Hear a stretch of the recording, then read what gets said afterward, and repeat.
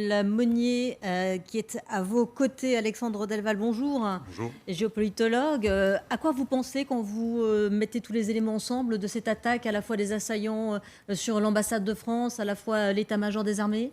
J'allais dire c'est la continuité de ce que l'on observe absolument partout. Il y a des abcès de fixation en Irak, au Yémen, en Libye, avec cette erreur monumentale de la guerre, de l'intervention en Libye qui a déstabilisé toute l'Afrique. Il y a une contamination djihadiste qui vient de plusieurs foyers, notamment en Libye, mais aussi Syrie.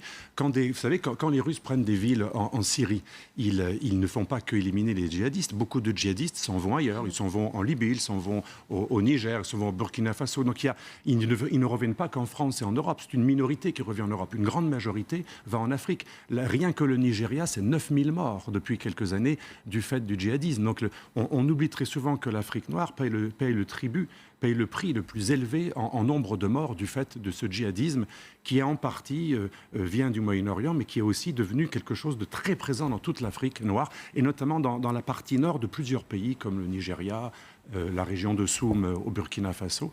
Donc c'est quelque chose qui va s'intensifier parce qu'il y a une base sociale en plus. Contrairement à ce que l'on croit, c'est pas que des étrangers, ça c'est l'argument de beaucoup de nationalistes, c'est toujours des étrangers. Mais en fait, par exemple à Soum, il y a une base de rébellion islamiste depuis des années et qui s'appuie aussi sur des mécontentements sociaux, sur des luttes intertribales au sein des milieux peuls. Donc la région de Soum, c'est important de s'y attarder, c'est de là que vient le djihadisme burkinais. Et certes, il est lié à des mouvements internationaux, notamment qui ont essaimé au Mali, mais il y a une racine locale très importante liée à des phénomènes sociaux, de rivalité interne. Donc, vous êtes en train de nous expliquer qu'il y a cette base sociale, Oui. il y a ces combattants qui reviennent du Moyen-Orient, en passant par la Libye, et l'armée française qui les combat, mais c'est un combat sans fin, désespéré. C'est toujours un combat asymétrique, parce qu'on a des forces, comme vous le savez, très, très spéciales, des vraies forces d'élite, le COS qui est basé au Burkina Faso, et on a des armées, des troupes françaises un peu partout. Mais comment voulez-vous combattre des gens qui se cachent dans le désert, qui s'abritent dans des milieux où il y a des enfants et des femmes et des vieillards? C'est une guerre fondamentalement asymétrique, et on le voit en Syrie, en Irak, on le voit au Mali, on le voit un peu partout. On peut éliminer quelques djihadistes, mais ils reviennent toujours puisque leur stratégie consiste à attaquer les forces de l'ordre pour susciter une répression qui elle-même va forcément faire des dommages collatéraux parce qu'il n'y a pas de bombes ou de balles parfaitement intelligentes. Et donc, un vieux principe. Absolument, c'est un vieux principe. Voilà. Et c'est là que ce que disent les Russes en Syrie est assez intéressant. La solution militaire n'est pas suffisante. À un moment, il faut une solution politique. On le voit dans la région de Soum, au nord, Burkina Faso. Tant qu'il n'y a pas des solutions politiques inclusives, il y aura une base qui permettra à des djihadistes, certes parfois internationaux, de recruter sur place. En Irak, en Syrie, au Mali, au Nigeria. Et on pourrait parler aussi beaucoup du Mali. Le Mali, les militaires le savent très bien, les djihadistes reviennent juste après avoir été chassés. Et d'ailleurs, l'Afghanistan également, ils reviennent. Tant qu'il n'y a pas de solution politique, le djihadiste revient puisqu'il fait des petits. Bizarrement, plus on le bombarde, plus on fait des opérations classiques militaires contre lui, plus il y a des dommages collatéraux, plus il recrute. Donc il faut peut-être un jour s'adapter à cette menace asymétrique et avoir des armes adéquates.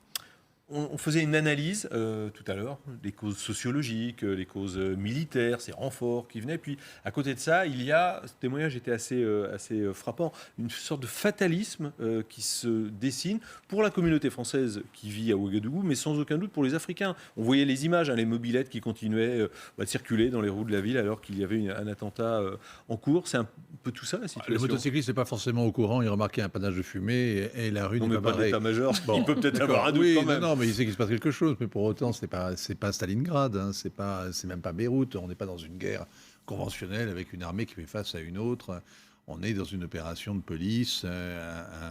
Si c'est bien un attentat, ça reste quand même très localisé.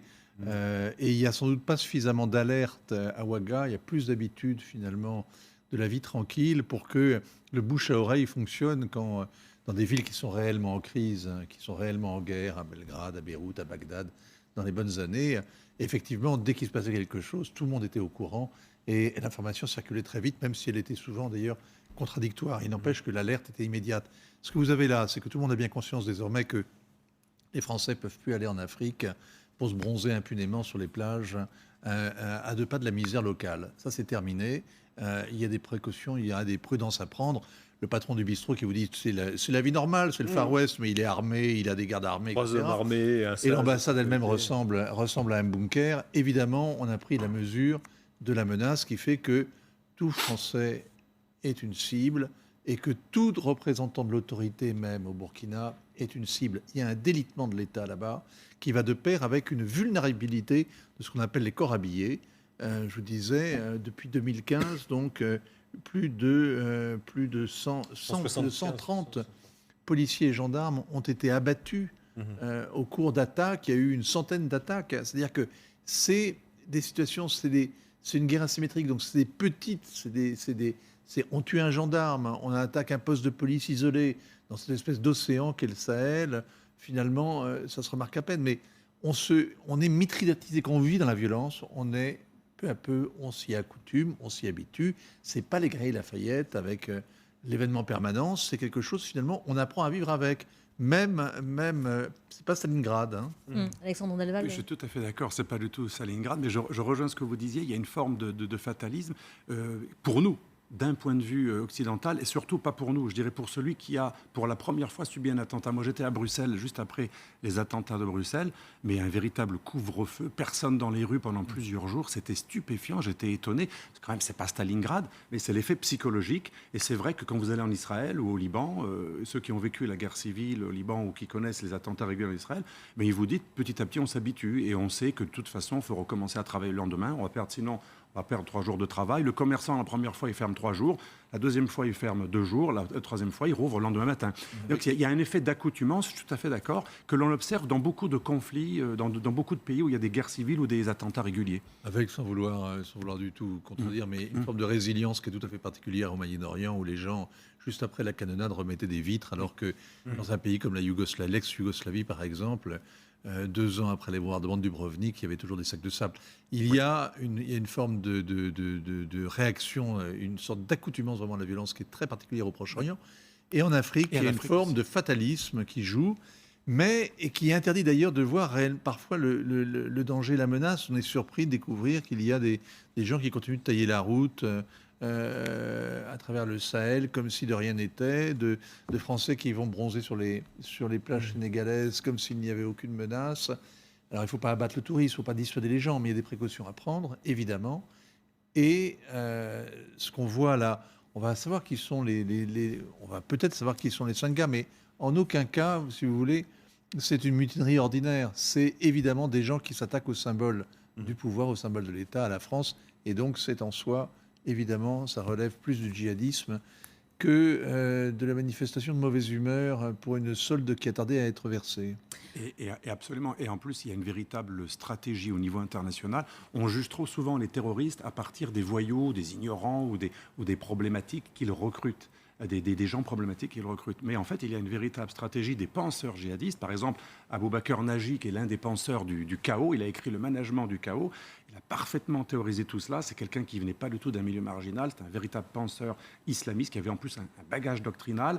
On pourrait parler de El Souri, bien sûr, qui est plus connu. Mais El Naji, j'invite les lecteurs à lire son livre. J'en parle dans mon prochain livre, La stratégie de l'intimidation. Il y a une véritable stratégie d'intimidation qui vise à jouer sur le fatalisme et le fait que, un peu comme dans nos banlieues, quelqu'un me disait récemment, ma fille maintenant, elle met un foulard intégral parce qu'elle a peur d'être agressée. Et bien c'est un peu pareil, la stratégie des djihadistes n'est pas si stupide qu'on le croit. Elle vise à faire en sorte que l'on s'adapte pour être épargné. Et on finira par faire plier. D'ailleurs, le premier djihadiste du Burkina Faso, c'est l'imam Diko, qui a été très très bien formé, qui n'est pas du tout un repris de justice, c'est un véritable théoricien. Et il s'est peu à peu radicalisé et il s'est rattaché au mouvement djihadiste du Mali et du Burkina Faso dans une logique de faire plier son État pour le faire passer un jour parmi les États qui appliqueront la charia. Alexandre Delval, quel est le but en fait de ces opérations? Est-ce que c'est déstabiliser pour amener de la répression ou alors quand même déstabiliser pour prendre le pouvoir, établir un califat, ce que tenter de faire en Syrie et en Irak? Non, la stratégie, elle est la deuxième, même si ça peut être lié à la première. Abou Bakr Naji, dans son livre Le management du chaos, de la barbarie, il y a eu plusieurs traductions, dit qu'il faut déstabiliser les États, surtout à partir de régions problématiques à l'intérieur d'États où il y a beaucoup d'hétérogénéité. Donc les États idéaux, c'est le Mali, avec un nord arabo-berbère qui n'a jamais supporté un sud noir qui ensuite est devenu le patron. On a le Nigeria chrétien au sud, musulman au nord. On a le Burkina Faso avec la région de Soum au nord qui a toujours été en rébellion avec le reste. Donc l'État idéal, c'est un État soit qui n'existe pas, un État failli, soit un État extrêmement fragile. Et on va essayer de s'aimer la discorde pour détruire les institutions. Et une fois que les institutions seront disparues, eh bien là, on pourra établir sur les cendres du rien. Donc, quand on les accuse d'être nihilistes, c'est en partie faux. C'est même très faux, parce qu'en vérité, ils ne sont pas nihilistes.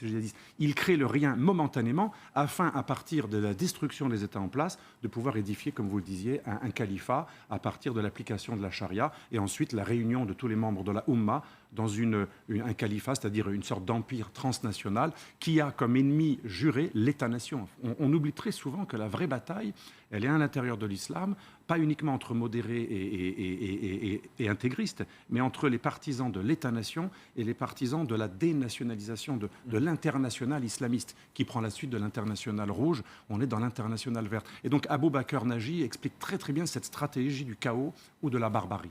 Qu'est-ce qu'on peut dire sur la méthode de cette attaque, hein? Ces 4 assaillants qui sortent armés, masqués à la Kalachnikov, qui s'attaquent à l'ambassade de France, ils ont tous été neutralisés. On peut peut-être s'étonner de la méthode. Alors la méthode n'est pas, c'est ce que j'ai dans mon prochain livre qui va un peu peut-être choquer, mais les djihadistes sont loin d'être des imbéciles.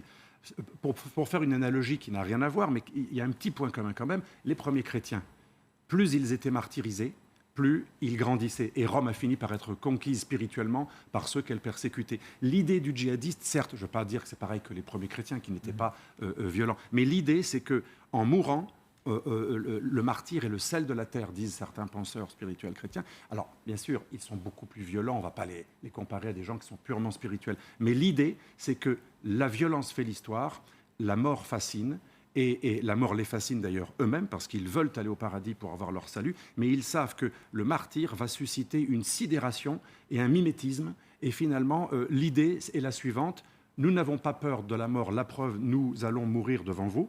Ça veut dire quoi? Ça veut dire qu'à armes égales, nous vous écrasons. Parce qu'à armes égales, c'est celui qui n'a pas peur de la mort qui gagne. Quand les gens ont la même force, c'est le mental qui fait la différence. Donc, et le public qui est victime de ces attentats, victime même à travers ses familles, ou en le regardant à la télévision, de Bruxelles à Paris, en passant par le Burkina ou la Syrie, l'idée c'est que ces gens, le jour où ils auront un peu plus d'armes, le jour où ils prendront le contrôle de pays entiers, ils nous écraseront parce qu'ils n'ont peur de rien. Rien n'arrête quelqu'un qui est prêt à offrir sa vie. Et cet effet de sidération fascine les uns, aspire bien sûr la minorité de psychopathes, mais elle fait plier la majorité passive qui se dit par anticipation, c'est ce que j'appelle le syndrome de Stockholm antérograde, par anticipation, soumettons-nous avant que ces gens qui d'ores et déjà sont plus forts que nous aient l'avantage des outils et des armes. Avant de retrouver Magali Barthès, quand même, est-ce qu'on ne peut pas mettre un bémol à cette Oui, très bien brillante sûr. démonstration, à ce qui s'est passé en Syrie, en Irak, où là, ce califat, il s'est quand même effondré.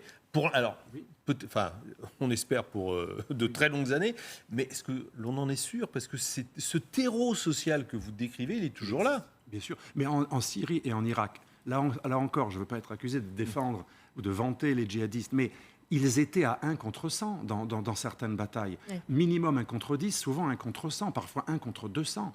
Donc, est-ce que c'est vraiment une bataille que nous avons gagnée, la force de la coalition et les supplétifs des différentes milices, ainsi que les Kurdes? Est-ce que vraiment c'est une bataille qui est gagnée de manière de sorte qu'on puisse s'en vanter? Je ne suis pas sûr. On a affaire à des gens qui ont résisté de manière extrêmement héroïque parce que justement, ils ont peur. Ils n'ont pas peur de la mort. Ils étaient très très peu nombreux. Ils sont quelques milliers dans la zone proche et Moyen-Orient. Ils sont quelques milliers en Afrique noire et ils tiennent tête depuis des années à des États parmi les plus riches, les plus armés du monde qui n'arrivent toujours pas à les défaire. Regardez les grandes batailles livrées par les Américains en Irak et surtout, parce que l'Irak n'était pas djihadiste, Saddam Hussein était anti-djihadiste, mais surtout en Afghanistan. A-t-on réussi à réduire les talibans? Ils sont plus que jamais présents. On sait que si les troupes américaines s'en vont, ils prennent tout l'Afghanistan et nulla novis subsole, on revient à la case départ. Donc ils sont quand même extrêmement efficaces et en plus ils sidèrent les masses qui sont littéralement fascinées par leur violence totale. Alexandre Delval, selon vous, dans votre analyse, quel est peut-être le groupe qui se cache derrière cette attaque? On sait qu'il y en a une foultitude, une multitude, et comme le disait Philippe, parfois à cheval entre plusieurs pays. Moi, je pense que le groupe Ansarul Islam, d'ailleurs, il l'avait déclaré, s'est rapproché de mouvements maliens comme celui de El Rally. Et aujourd'hui, il n'est pas impossible qu'il y ait une nouvelle stratégie de ce mouvement qui venait du nord du Burkina, qui est peut-être, à force de coopérer avec des mouvements maliens ou nigériens ou autres, finissent par changer sa stratégie et essayer de prendre de l'ampleur. Ce n'est pas impossible puisque les intérêts des uns correspondent à ceux des autres. Et de toute façon, il y avait un rapprochement. Le leader de Ansarul Islam, Diko, lui-même l'avait annoncé. Il se rapprochait également d'ailleurs du mouvement de Daesh au Sahara. Il y avait une sorte de volonté de tester plusieurs groupes. Donc on pourrait penser peut-être à un mouvement local qui se serait accolé à Daesh au Sahara ou un mouvement local qui serait rapproché de mouvements qui viennent du Mali. Donc on pourra aussi avoir une piste AQMI. Donc on ne sait pas aujourd'hui si c'est plutôt tendance Daesh ou tendance AQMI, mais je pense que c'est une hybridation de mouvements de Burkina Faso. Mais Emmanuel Macron était au Burkina Faso, à Ouagadougou, il y a quelques semaines. Est-ce qu'on peut faire un lien, peut-être une accélération de ce mode d'opération pour apporter une forme de réponse à cette visite et aux annonces du président de la République ? C'est vrai que c'était intéressant le voyage que nous avions commenté ici d'ailleurs de Macron au Burkina Faso, puisqu'on avait fait référence lors de ce voyage à la figure de M. Sankara, qui fut un président très controversé en Occident, très anti-occidental, qui est adulé par une partie de la jeunesse au Burkina. Et il y a un terreau favorable ici, c'est l'anti-occidentalisme. L'islamisme aspire souvent des milieux anti-occidentaux qui, au départ, ne sont pas forcément pratiquants. On l'a vu au Mali également. Donc il y a une piste intéressante au Burkina, c'est la piste du tiers-mondisme revanchard, anti-occidental, francophobe, anti-américain, qui est très, très puissant, qui a une véritable tradition, qui s'appuie aussi sur des conflits et des injustices locales, réelles.